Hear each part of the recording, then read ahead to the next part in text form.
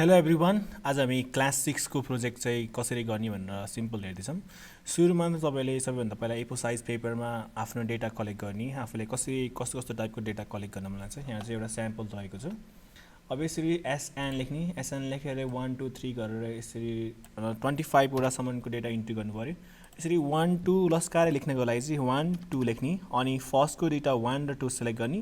तलपट्टिको green बक्समा click गर्दा नजिक लैजाँदा यस्तो कालो प्लस आउँछ, ब्ल्याक कलरको प्लस, अनि यसरी क्लिक गरेर ड्र्याग गरेर यहाँसम्म अटोमेटिकली 1 2 3 टाइप हुन्छ यो गर्ने।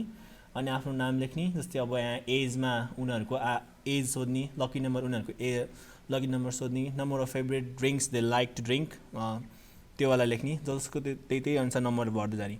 अब यसलाई टेबल दिनको लागि टेबलमा गएर टेबल यति सेलेक्ट गर्ने, कहाँ चाहिँ टेबल बनाउने अथवा बोर्डर गर्ने हो, यसमा क्लिक गर्ने, होममा गएर यसमा बोर्डर सेक्सनमा अल बोर्डर गर्ने। अल बोर्डर गरेपछि अल बोर्डर हुन्छ। यसको फन्टको साइज अलिकति बढाउनु छ भने यहाँबाट गएर 14 गर्दा नि हुन्छ।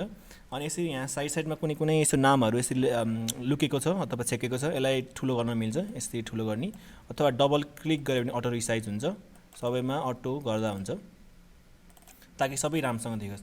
अब यो सँगसँगै यसको चाहिँ यसलाई टाइटल दिनुपर्छ। यो टाइटल दिनको लागि चाहिँ माथिको यति यो लाई मर्ज गरेर एउटा टाइटल दिन मन लाग्यो, त्यही भएर मर्ज एन्ड सेन्टर गर्ने, अनि आफ्नो टाइटल यहाँ लेख्ने। यसरी आफ्नो टाइटल दिनुभयो। यो टाइटलको टेक्स्ट अलिकति ठुलो गराउनु छ भने यसलाई पनि अलिकति ठुलो गराउन मिल्छ, यसरी गर्ने। अनि आफ्नो टेबल चाहिँ अलिकति डिजाइन स्ट्रक्चर दिनको लागि फर्स्टको सुरुमा चाहिँ हल्का हाइलाइट गर्न मिल्छ, डिफ्रेन्ट कलर कुन चाहिँ राख्नु मन लाग्यो गर्ने, अथवा अरू सबैलाई पनि तलको अरू डिटेल्सहरूलाई पनि डिफ्रेन्ट तरिकाले हाइलाइटहरू गर्न मन लाग्छ भने तिमीहरूले यसरी हाइलाइट पनि गर्न सक्छौ।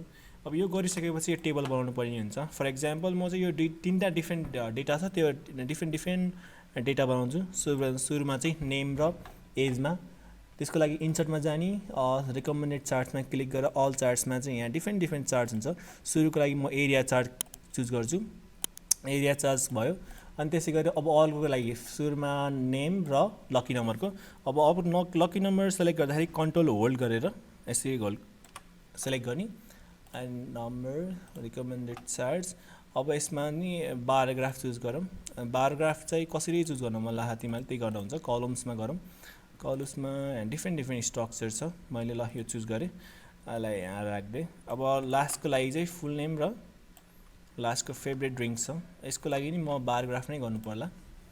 बायोग्राफ पनि अल चार्ट्स कलम्समा गएर अलिकति 3D स्ट्रक्चर टाइपको छ यस्तो वाला, यो गर्छु है त म चाहिँ। ओके, यसरी गरेपछि यसलाई 3टा चार्ट्स बनाएँ हामीले। अब यो सबै भइसकेपछि यो चिजलाई चाहिँ यो चाहिँ हामीलाई यता चाहिन्छ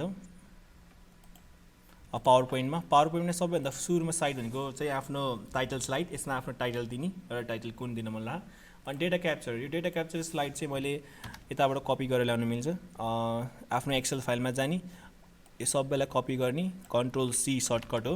अनि पावर पोइन्टमा जाने, यहाँ कन्ट्रोल V पेस्ट गर्ने आउँछ। अनि यसलाई मुभ गर्न मिल्यो, मुभ गरेर रिसाइज के गर्न मिल्यो, राम्रोसँग यसलाई गर्न मिल्छ। अनि सँगसँगै यसलाई यो यिनीहरूलाई चाहिँ सेन्टरमा राख्यो भने अलिक राम्रो देखिन्छ कि सेलेक्ट गर्ने, सेन्टरमा गऱ्यो भने राम्रो देखिन्छ, सेन्टर गर्ने है। अब त्यसै गरेर यो डेटा क्याप्चरको पार्ट सकियो। अनि यसमा यो डेटा क्याप्चर चाहिँ कसरी क्याप्चर गरेको भनेर लेख्न सकिन्छ। अब डेटा भिजुअलाइजेसनमा हामीले एउटा यो गऱ्यौँ, यसलाई कपी गरौँ, यहाँ चाहिँ पेस्ट गरिदिउँ है, यसरी आउँछ। यसलाई रिसाइज गरेर आफ्नो साइज अनुसार मिलाएर राख्ने हो। अनि यो डेटा भिजुअलाइज गरेपछि अथवा यो डेटाबाट हामीले के देख्न सकिन्छ त भनेर त्यो कुरा लेख्न सकिन्छ। यहाँ तलपट्टि यहाँ मैले लेखेको छु, त्यो हेर्न सक्नुहुन्छ। अनि यसमा चाहिँ सेकेन्डमा चाहिँ लकी नम्बरको गरौँ, लकी नम्बरको नि यहाँ कपी गर्ने, यहाँ पेस्ट गर्ने।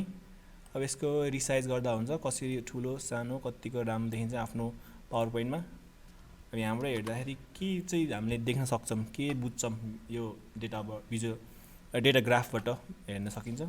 अब लास्टमा चाहिँ यो नम्बर फेभरेट ड्रिङ्क्स गरौँ, अनि यहाँ कपी गरेर पेस्ट गऱ्यो। अनि यसै गरेर हाम्रो एक्सेल र प्रेजेन्टेसनको पार्ट पनि सकिन्छ। अनि यो सकेपछि हामीले चाहिँ रिपोर्ट बनाउनु पर्छ। रिपोर्ट बनाइसकेपछि रिपोर्ट चाहिँ हामीले स्कुल वर्क्समा सबमिट गर्ने है।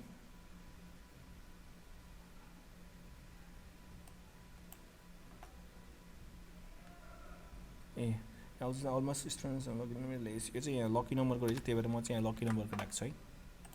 लकी नम्बर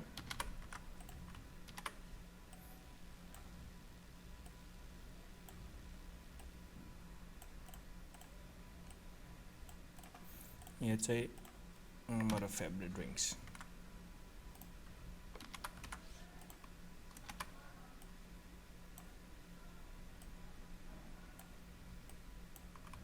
यसरी मिलाएर अनि लास्टमा अब थ्याङ्क यू प्रेजेन्टेसन्स बनाउँदा भयो। यसरी चाहिँ हामीले प्रोजेक्ट गर्न सक्छौँ।